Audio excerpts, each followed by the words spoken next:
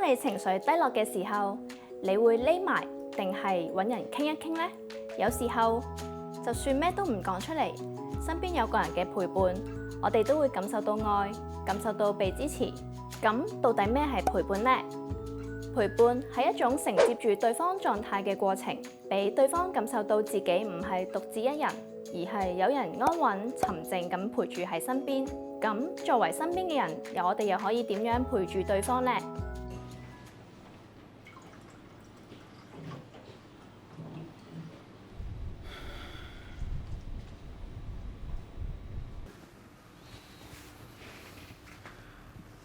點啊成，見你好似好唔開心喎，係咪發生咗啲咩事啊？不如你試下同我講啊，睇下我幫唔幫到你。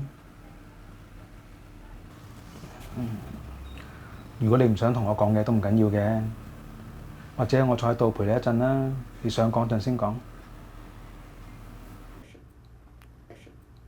多謝你陪住我啊！我啱先唔係好想講嘢，因為心情好唔開心啊。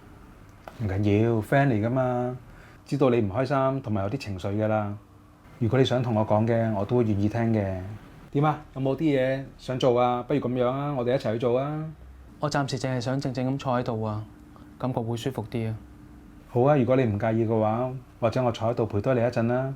如果你想講嘅，再同我講。好，多謝你。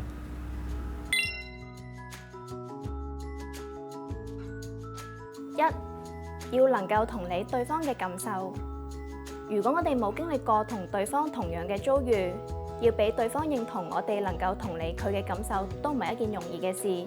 但我哋唔可以將所有嘅事都經歷過先至可以幫人，所以我哋要適時去表達自己。雖然冇辦法去理解，但可以敞開心扉去傾聽同真誠咁感受對方嘅自我狀態，會係一種好真誠嘅表現，都可以係建立彼此信任感嘅開始。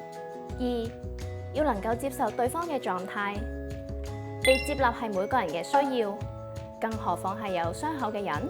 如果我哋冇辦法接納對方而家嘅狀態，心入邊有負面嘅諗法或者評價，就算個嘴唔講，表情都會去洩露，陪伴嘅關係都難以建立㗎。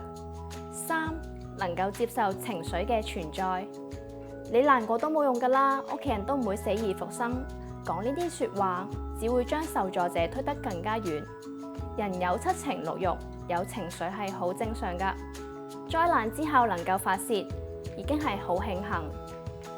只要唔好自相傷人，唔好有不當嘅行為發生，有情緒係好㗎。被接納嘅感覺都可以令到人哋有安全感。四，能夠喺對方想講嘅時候傾聽，俾受助者想講嘅時候就講，唔想講嘅時候就唔好講嘅權利。呢一個係尊重同埋照顧。五，要有帶動對方嘅活力。關懷陪伴嘅時候，雖然以受助者嘅意願為主，但係協助者都要保持健康活力嘅樣貌去感染受助者。千祈唔好輕視呢樣嘅感染力啊！潛移默化係會有意想不到嘅效果㗎。六，助人者都要適時去求助，協助者都會有冇電嘅一日，適時嘅休息同埋充電，適時轉換環境同埋心情，都係為咗將延續陪伴嘅能量同埋陪伴嘅長度。最後，我哋想同大家講，你唔需要去完全搞清楚一個人心入面到底諗啲乜嘢，你亦都唔需要刻意去做啲乜嘢，你只需要帶住願意理解同埋接納嘅心，勇敢咁踏出第一步，主動關心對方。